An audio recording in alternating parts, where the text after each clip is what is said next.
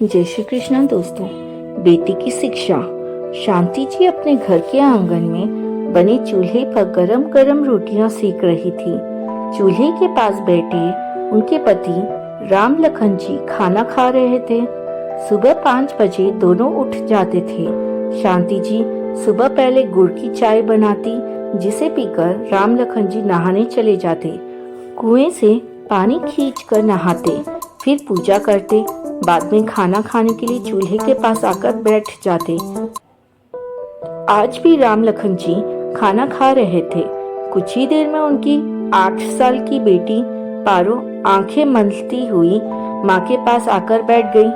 राम लखन जी कहते हैं, अरे भाग्यवान, इसे भी जल्दी उठना सिखा दे, कल दूसरे घर जाएगी तो कैसे निभाएगी। इस पर शांति जी कहती हैं, अभी तो बहुत छोटी है, धीरे धीरे सब सीख जाएगी। तभी पारो ने अपनी माँ को कुछ इशारा किया। उसकी ओर हाँ में सर हिलाते हुए शांति जी ने कहा, सुनो जी, पारो पढ़ने की जिद कर रही है, आप कहो तो मैं इसका स्कूल में नाम लिखा आऊं। तब राम लखन जी कहते हैं, अरे क्या करेगी पढ़कर, हमारे गांव की लड़कियां कभी पढ़ने लिखने गई है क्या। 2-3 साल फसल अच्छी हो जाए तो इसके हाथ पीले कर दूंगा, तू भी उसी की तैयारी में जुट जा। पारो कहती है, नहीं बापू, मुझे तो पढ़ना है। इस पर शांति जी कहती है, अरे जब करनी हो शादी तब कर देना, अभी तो जाने दो, स्कूल में अपना नाम लिखना सीख जाएगी तो हमारी तरह हर जगह अंगूठा तो नहीं लगाना पड़ेगा। राम लखन जी कहते हैं, बात तो तेरी सही है, चल कल से चली जाना स्कूल। अगले दिन पारो का दाखिला स्कूल में हो गया। पारो स्कूल जाने लगी। 2 दिन बाद राम लखन जी के एक पड़ोसी उनके घर आए और बोले, राम लखन भाई, क्या गजब कर रहे हो, लड़की को पढ़ने भेज दिया। पैसे वाले लोगों के बच्चे पढ़ने जाए तो कोई फर्क नहीं पड़ता, लेकिन गरीब की लड़की स्कूल जाकर पढ़े तो उसकी शादी भी नहीं होगी। इस पर राम लखन जी कहते हैं, अरे भाई, मैं तो यही समझा रहा था, लेकिन मेरी घरवाली नहीं मानी। हम उसे बस उतना ही पढ़ा रहे हैं कि वो केवल अपना नाम लिखना सीख जाए। पड़ोसी कहता है, ठीक है भाई, जैसी तुम्हारी मर्जी। समय बीत रहा था। पारो का स्कूल जाते जाते 1 साल बीत गया था। वो पढ़ने में बहुत होशियार थी। जब स्कूल का रिजल्ट आया तो उसके माता पिता स्कूल पहुंचे। वहाँ उसकी अध्यापिका ने उसकी बहुत तारीफ की, उसे इनाम भी दिया क्योंकि वो पूरे स्कूल में पहले नंबर पर आई थी। शांति जी इससे बहुत खुश हुई, लेकिन राम लखन जी को यह सब अच्छा नहीं लगा। उसे तो चिंता थी कि उसकी बेटी से कौन शादी करेगा।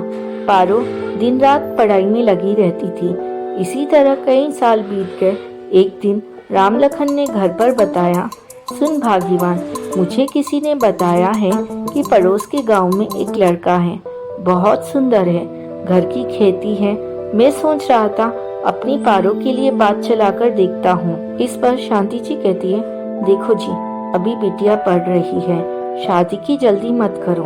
तब राम लखन जी कहते हैं, तेरा दिमाग खराब हो गया है, तूने कहा था बस अपना नाम लिखना सीख जाए।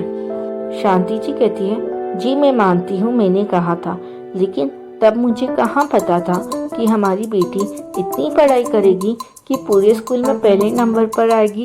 पिछले 4 साल से लगातार पहले नंबर पर आ रही है, हर साल उसे इनाम मिलता है। इस पर राम लखन जी कहते हैं, शादी की उम्र तो हो चुकी है, बाद में रिश्ते नहीं मिलेंगे। इस पर शांति जी कहती है, मिल जाएगा, पूरे गांव में हमारी अकेली लड़की होगी जो पढ़ी लिखी होगी, घर बैठे रिश्ते आएंगे। दोनों बहस कर रहे थे, तभी पारो वहां आ गई और बोली, बापू, मैं पढ़कर अच्छी सी नौकरी करना चाहती हूँ। यह सुनकर राम लखन जी आग बबूला हो गए। देखा, हो गया ना लड़की का दिमाग खराब, अब हम इसकी कमाई खाएंगे क्या। मैं आज ही बात करता हूँ, जल्द से जल्द इसकी शादी कर दूंगा। अगले दिन राम लखन जी दूसरे गांव गए और रिश्ते की बात कराए। 1 सप्ताह बाद वे लोग आकर पारो को देख गए और बात पक्की हो गई। पारो और शांति जी दोनों बेबस मूक दर्शक बनकर यह सब देख रहे थे। घर में शादी की तैयारियां शुरू हो गई। राम लखन जी और शांति जी दोनों शादी की तैयारियों में जुट गए। अब रिश्ता पक्का हो गया तो किया भी क्या जा सकता था। पारो का शादी का दिन आ गया। पारो लग्न मंडप में बैठी थी, तभी उसके लड़के के पिता की ओर देखते हुए कहा, ससुर जी, मैं आगे पढ़ना चाहती थी, लेकिन मेरे पिता जबरदस्ती मेरी शादी करा रहे हैं। अगर आप मुझे आगे पढ़ने की इजाजत देंगे तभी मैं यह शादी करूंगी। तब ससुर जी कहते हैं, राम लखन जी, यह क्या मजाक है? आपने हमें हमारी बेइज्जती करने के लिए बुलाया है। यह बात थी तो हमें पहले बताते, हम बारात लेकर नहीं आते। राम लखन जी कहते हैं, मुझे माफ कर दीजिए समधी जी, यह बच्ची तो नादान है, मैं अभी इसे समझाता हूँ। राम लखन जी ने पारो को अलग कमरे में ले जाकर बहुत समझाया, लेकिन वह नहीं मानी। इधर बारात वापस जाने के लिए तैयार थी। राम लखन जी सबको समझाने की कोशिश कर रहे थे, लेकिन लड़के के पिता बारात वापस ले जाने की जिद पर अड़े थे।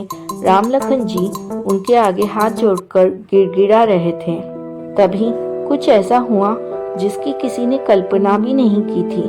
दूल्हा अपने पिता के पास गया और बोला, पिताजी, आपने मुझे पढ़ा लिखा कर काबिल बना दिया, तो क्या मैं किसी अनपढ़ गवार से शादी करूंगा? ये तो हमारा नसीब अच्छा है कि हमें ऐसी लड़की मिल रही है जो आगे पढ़ना चाहती है। अगर हम इसे आगे पढ़ने की इजाजत दे दें तो इसमें क्या हर्ज है? मैंने तो इस लड़की से शादी के लिए हाँ इसीलिए की थी कि हमारे दोनों गांव में केवल यही एक लड़की है जो पढ़ रही है। उसकी बात सुनकर सब दंग रह गए। आखिरकार दूल्हे के पिता मान गए। धूमधाम से शादी हुई। उसके बाद पारो आगे पढ़ती रही। एक दिन उसकी सरकारी नौकरी लग गई। अब वह उस गांव में जहां उसकी ससुराल थी वहां गई। अध्यापिका बनकर स्कूल में पढ़ाने लगी और पूरे गांव में घर घर जाकर लड़कियों को आगे पढ़ने के लिए मनाने लगी। कुछ ही दिनों में बहुत सी लड़कियां स्कूल आने लगी। जय श्री कृष्णा। राधे राधे।